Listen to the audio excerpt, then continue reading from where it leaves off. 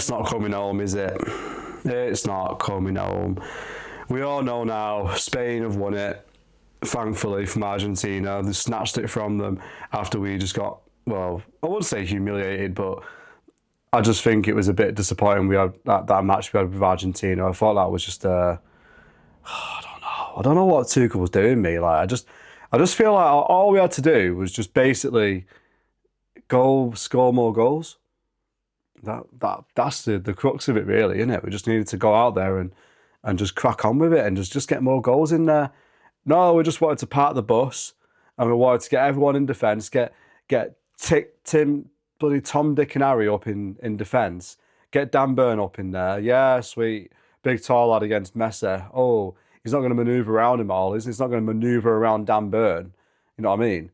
6 of us at the back and didn't have any intention of going up. Oh no, but then we play France. 6-4. What? What? What's that about? 6-4 against France? Well, when does that happen? Like the whole tournament, I was thinking France were going to win it. I kept saying, oh my God, like the form of France, like we're going to be careful if we go against them in the final. Mate, our final was France and we thrashed them 6-4. Yeah, we dropped the ball a little bit in the second half, but mate, it's meant to be France, mate. But yeah, anyway, that's besides the point. My point of making this video is because I work behind the bar for most of this stuff. I only got to experience this sort of semi-final to final stretch because I've not been well. I've had the flu. And I think it's because someone gave it to me at the bar, actually. I think it was England and Norway because, mate, we got absolutely rammed. Yeah, our pub got absolutely destroyed during this World Cup. I mean, we're only a small town as well. But it's not a big place around here. And we got battered, mate. There was so many people turning up for this, man. And you had to book a table just to sit down.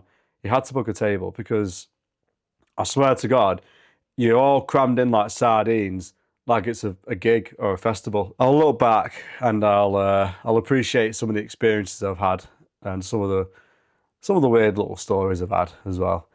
I think the main thing really is actually experiencing the football while I'm sober, because it goes hand in hand. I think for most people, I think anyway, just all from my experience, it goes hand in hand. Just a beer in one hand when you're watching the football. It's got to happen, isn't it? Well, say one, it's going to be a few, and then a few shots, and then this, and then that.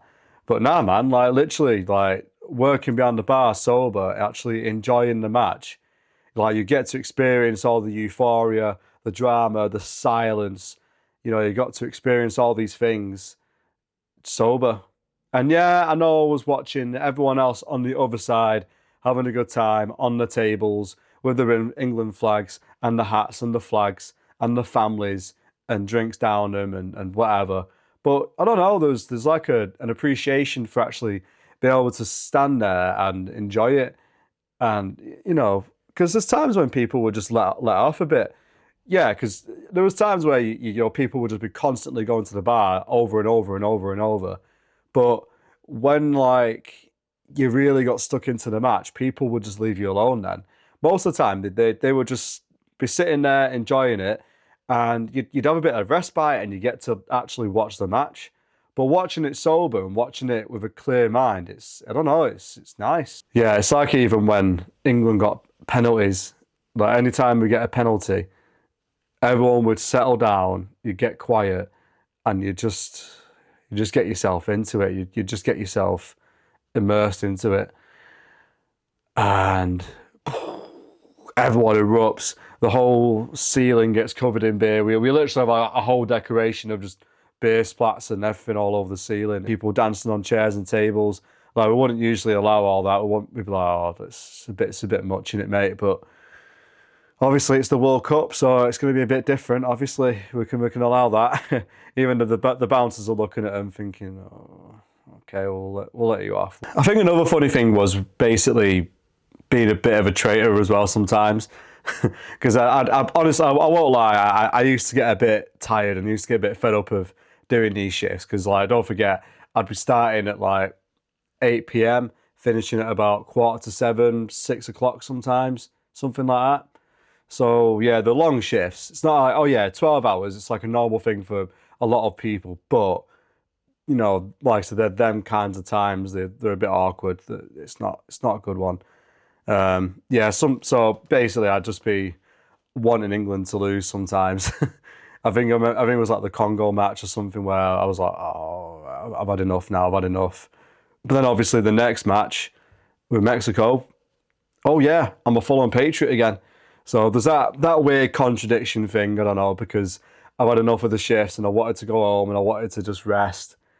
But then I'm an England fan, obviously, and I wanted us to get there. I wanted us to win, but I just wanted to be left alone as well. So yeah, it was a bit of a weird one, I suppose, as well. Um, as for people, actually, the people going there and that, I think. Yeah, there's a few characters anyways, a few characters. I think mainly people were just trying to get attention from everyone else. I think people just wanted attention mostly.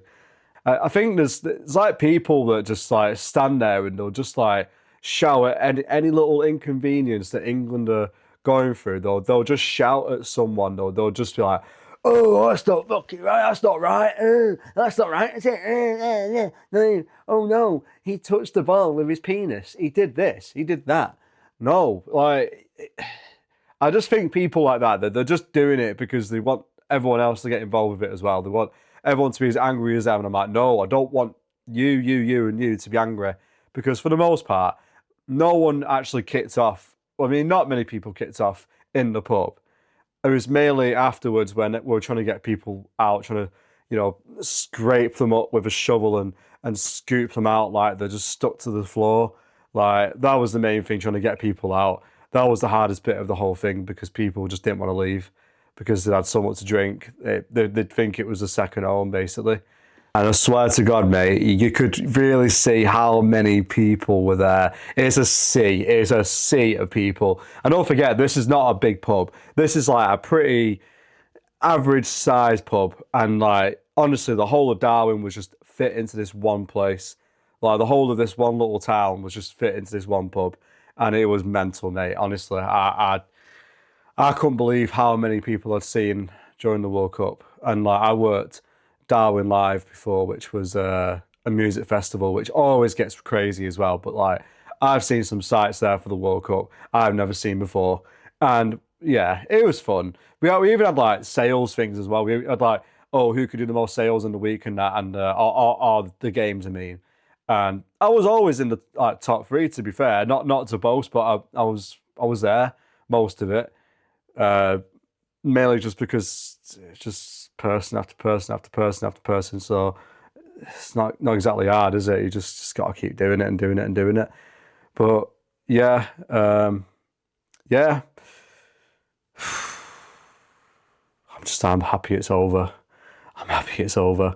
I am for now. I'm not saying it in a bad way. I'm not saying like, oh, it was the worst experience ever, and it was just like, oh, I feel traumatized by it. I feel like I don't want to work again. I don't want to work again. And now obviously we've got the Euros in 2028. I don't know whether I'll be working in a bar at that point. Hopefully I'm not. Hopefully I'm doing this full time and I can go and enjoy it and become just like every other customer going into the bar. When we lost against Argentina, I wasn't there, like I said, I wasn't well, but I got to watch the TikTok live and watching people just clear out of that pub quick. They weren't sticking around for the festivities, they just got home quick. They weren't arsed, mate. They just wanted to get home and cry. Yeah. That was a weird one though, because like you just see like so many people crammed into that pub and then they all just like bang out. Oh, another thing as well, mate. Watching that final halftime show yesterday, what Wayne Rooney said. Oh, mate, that was so good. I swear to God, right? Because all they needed to do was just be honest. Like, the problem nowadays with a lot of shows and live broadcasts is they're all dead nicey. Oh, let's lick everyone's ass. Let's do this and that. Like, mate, not interested. Wayne Rooney was not interested at all. He just said it as it is, man. It was crap. I like all them artists, but it was crap. Oh, mate, it was classic, man. Yeah, I think some of the things people did. Let me just. Yeah, it wasn't that extreme. I don't think. I mean, what? People dancing on tables, people like throwing beers up in the air, people having fights afterwards, whatever. People have scraps, don't they, after the pub anyway. But you know, uh, oh God, what else now? I think the weirdest thing, for really, I think, is that people just going back and back for another drink after like 2 minutes, I suppose. I think like at that point, just give it a rest, mate. Like you've had about 5 pints in about 10 minutes. Oh, you don't need another one, man. Like I know it's the World Cup and I know you're excited, but yeah, I don't know. I think people do now. I just think you need to give it a rest, mate. I don't know. I might just be being boring. I might just be like a little like sensible boy, but I've talked about that before, so I don't want to go into that again because I want to talk about positive things for once. I don't want to be always talk about negative stuff. Let's not do that all the time, eh? Yeah, but not much more to say really. But I think it was a pretty mad time, and I enjoyed it for what it was. And yeah, that's that, I suppose.